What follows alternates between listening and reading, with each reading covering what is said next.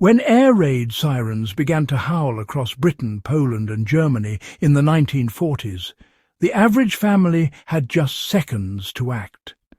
There were no modern fallout shelters or reinforced basements waiting for them, just ordinary homes sitting under skies filled with bombs. Yet thousands survived, not through luck, but through ingenuity. Beneath kitchens, barns and backyards, they built hidden bunkers by hand, using clay, lime and timber scavenged from what little they had. What makes this fascinating is that the methods they used remain entirely viable today, especially for those who want discreet, low-cost underground protection without relying on commercial kits or expensive concrete structures. The story begins with the problem of space and secrecy. Many wartime families couldn't afford to relocate or even buy proper shelter materials, so they adapted the one resource they had, the earth under their feet. By converting crawl spaces or cellar recesses into reinforced survival chambers, they created what they called earth shelters. These weren't elaborate. They were designed to withstand pressure, absorb shock, and mask heat signatures. The key was to use locally available soil and materials that naturally hardened over time.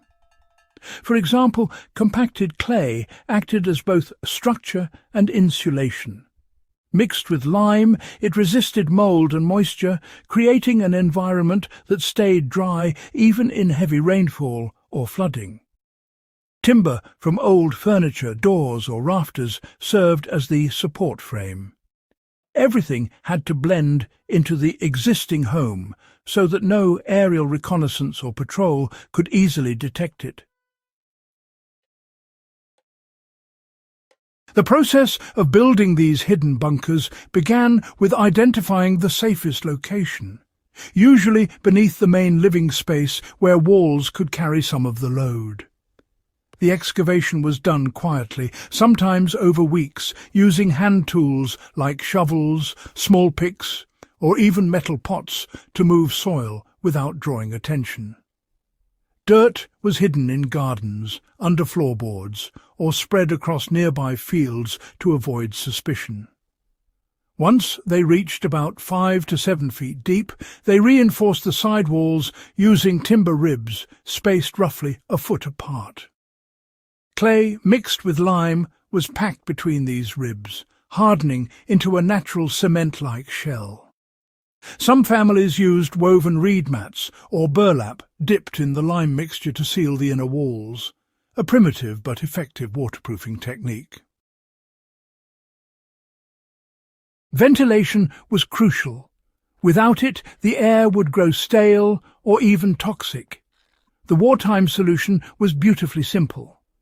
Hollow reeds or metal pipes were threaded through existing chimney flues or disguised as drain vents.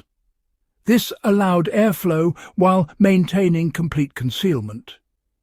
In some Polish and Eastern European designs, families used narrow channels leading to old well shafts, creating a natural air exchange system that also provided emergency exits if the main access point collapsed. The entryway itself was often built beneath a removable floor section or under a storage cabinet. Some even installed trapdoors under rugs or beds. Modern preppers can indeed apply the same principles effectively. If someone wants to create a discreet shelter or storm bunker without drawing attention, these World War II methods are still gold, really. Start with a foundation or crawl space you already own. Dig no deeper than local code allows, and reinforce using salvaged lumber or pressure-treated wood. Clay-rich soil is best. If that's unavailable, you can combine topsoil with bentonite clay or lime in a 3-to-1 ratio to create an earthen wall mix. For sealing, a slurry of lime and ash forms a natural waterproof coating. You can line the inside with thick canvas or an old tarp coated in beeswax for extra moisture protection, just as some World War II families did. One of the most practical lessons from these wartime shelters is how they manage thermal balance. Because the earth maintained a steady temperature, the bunkers stayed cool in summer and warm in winter, you see. By placing a small reflective metal sheet near the air vent and lighting a candle or oil lamp, they could generate enough heat for survival during long blackouts without consuming much oxygen. For a modern adaptation, solar-charged LED lanterns and small battery fans can replicate these same comfort levels safely. Another overlooked innovation was food storage. The clay and lime walls doubled as natural coolers. Families used earthen jars or sealed tins to store grains, dried fruit, and preserved meat. You can recreate this easily today. Just bury a few large clay pots into the floor of your shelter to keep perishables cool without refrigeration.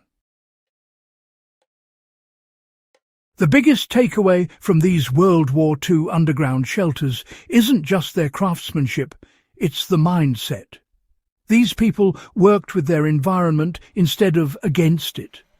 They didn't have power tools, prefab bunker kits, or high-tech filters. Yet their knowledge of soil, airflow, and structural integrity was deep enough to keep them alive during months of bombing. It's a level of practicality modern survival culture often overlooks. For those serious about home preparedness, these hidden bunker principles can still be applied discreetly. Reinforce what's already there instead of building new. Use natural materials for insulation. Keep your modifications subtle, simple, and sustainable. Whether it's converting a corner of your basement into a protective space or creating a backup food cache underground, these lessons from the past remain incredibly effective. What began as wartime desperation turned into a legacy of resilience, a reminder that survival doesn't always depend on modern technology, but on knowledge passed down through history. If this kind of insight into forgotten wartime engineering and real-world survival methods resonates with you, make sure to subscribe to In the Beginning. Share this video with fellow historians, preppers, and anyone fascinated by the resourcefulness that defined an era when survival was built by hand, one hidden bunker at a time.